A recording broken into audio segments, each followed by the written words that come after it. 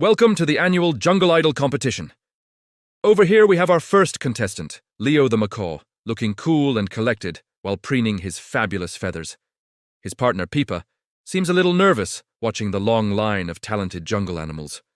For his opening act, Leo tries to imitate a mighty lion's roar, but it comes out as a tiny, squeaky cough. The audience looks pretty confused.